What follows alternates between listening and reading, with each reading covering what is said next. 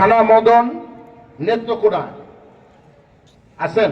আলহামদুলিল্লাহ, সকলে বলি মারহাবা। দ্বিতীয় পাত্রী নিবেন, দ্বিতীয় পাত্রী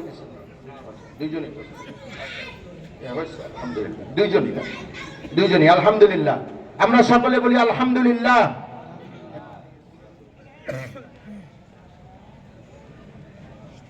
এখন আপনাদের সামনে সামান্য একটু কথা বলবেন, এরপরেই আজকের প্রধান মেহমান কথা বলবেন।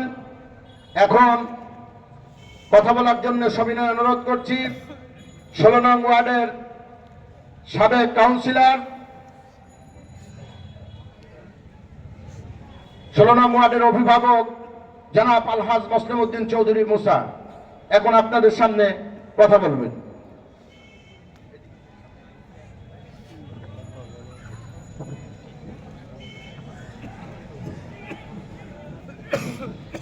আউযু বিল্লাহি মিনাশ শাইতানির রাজিম, বিসমিল্লাহির রহমানির রহিম।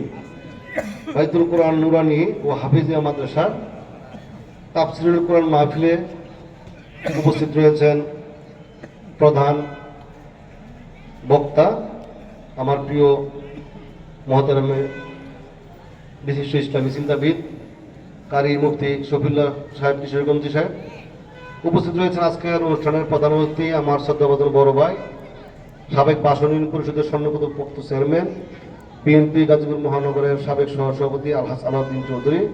উপস্থিত রয়েছেন আজকের অনুষ্ঠানের সম্মানিত সভাপতি বাউলবদরুল বিশ্ববিদ্যালয় কলেজের সাবেক জিএস, গাজীপুর মহানগর বিএনপির সংগ্রামী সাবেক যুগ্ম আহ্বায়ক প্রিয় চাচা আলহাজ সুরুজ আহমেদ। মঞ্চে উপস্থিত রয়েছেন আজকের অনুষ্ঠানের বিশেষ অতিথি বাসন মেট্রো থানা বিএনপির সংগ্রামী সাধারণ সম্পাদক, সাবেক যুব দলের গাজীপুর মহানগরের গাজীপুর জেলার সভাপতি জনাব মনির ইসলাম মনির সহ মাদ্রাসার শিক্ষকবৃন্দ, ওলামায়ে কেরাম, বিভিন্ন জেলা থেকে বসবাসরত এই এলাকার শ্রমিক ভাইয়েরা, সকলের প্রতি আমার সালাম। আসসালামু আলাইকুম রহমতুল্লাহ বারাকাতুহু। আসলে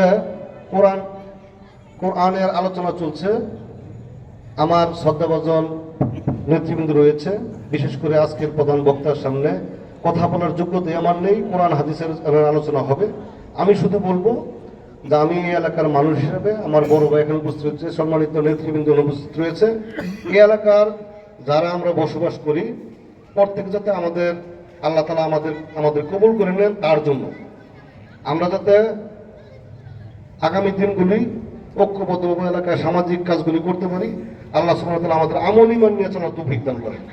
এবং এই মাদ্রাসার যে ছাত্ররা রয়েছেন, আল্লাহ সুবহানাহু ওয়া তাআলা তাদের যে মাথায় ব্রেন রয়েছে, যে মেমোরিটা রয়েছে, সেখানে সম্পূর্ণ কোরআন শরীফ ধারণ করার ক্ষমতা দান করেন। এই কথা বলে সকলের সুস্বাস্থ্য কামনা করে আমার কথা শেষ করছি। আসসালামু আলাইকুম রহমতুল্লাহ বারাকাতুহু।